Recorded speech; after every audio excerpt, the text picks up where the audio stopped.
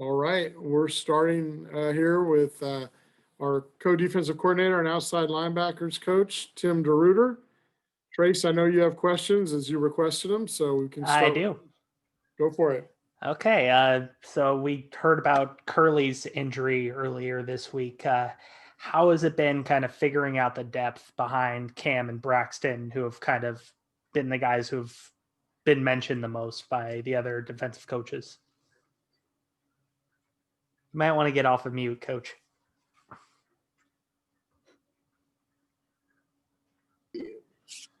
All right, is that better? Absolutely. Okay. Cam and Braxton both are doing a heck of a job. Really impressed with both their play. But you're absolutely right. We've got to get someone to stand up behind those two.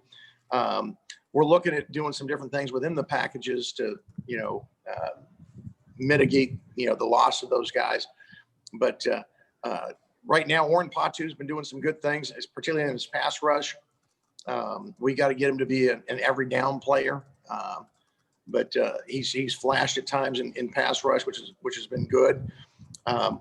We've had Miles Jernigan, who's switching between Star and Sam, and we got to get him a little more stouter. But he's starting to do some good things. And Matt Horwitz is a walk on.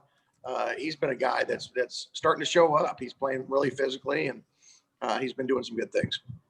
Yeah, that's the Sam position, and I think Coach Sermon referred to the outside linebackers as field and boundary defensive ends. Are you guys using more of that terminology, and how does that exactly work?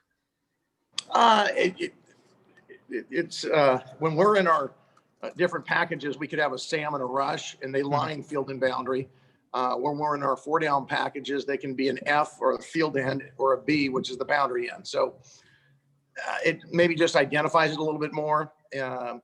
But ultimately, we have our guys who have their strengths, and we want to get our best guys on the field. So if someone goes down and he's necessarily the number 2B, but he's the third best guy, and the F goes down, he may have to go in as the F. So, we try to teach it where guys understand the entire package and can play interchangeably between positions.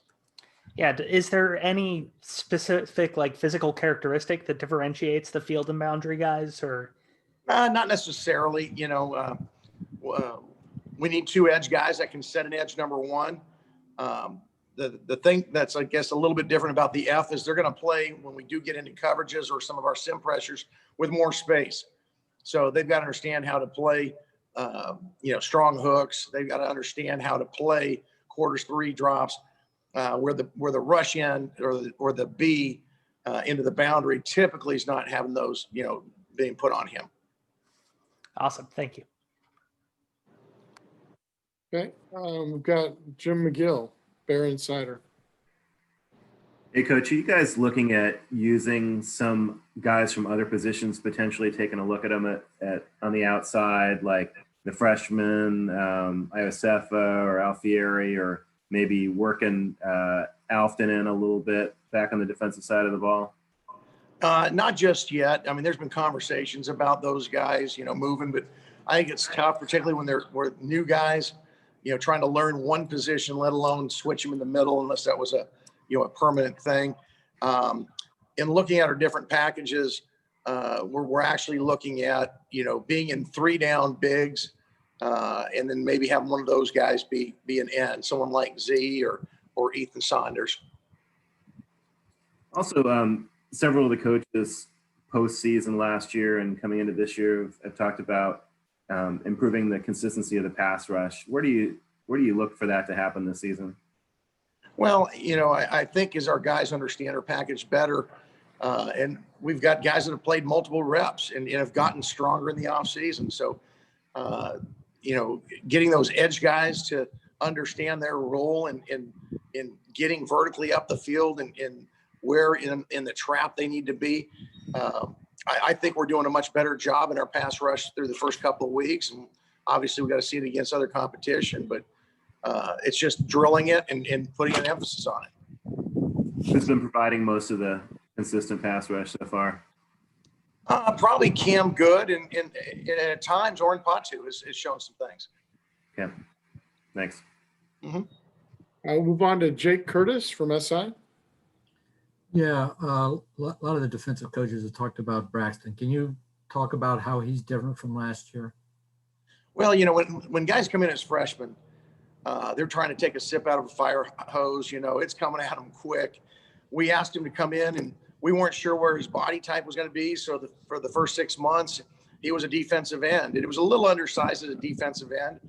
But when we went through some injuries last year, we moved him to that rush or B defensive end a year ago.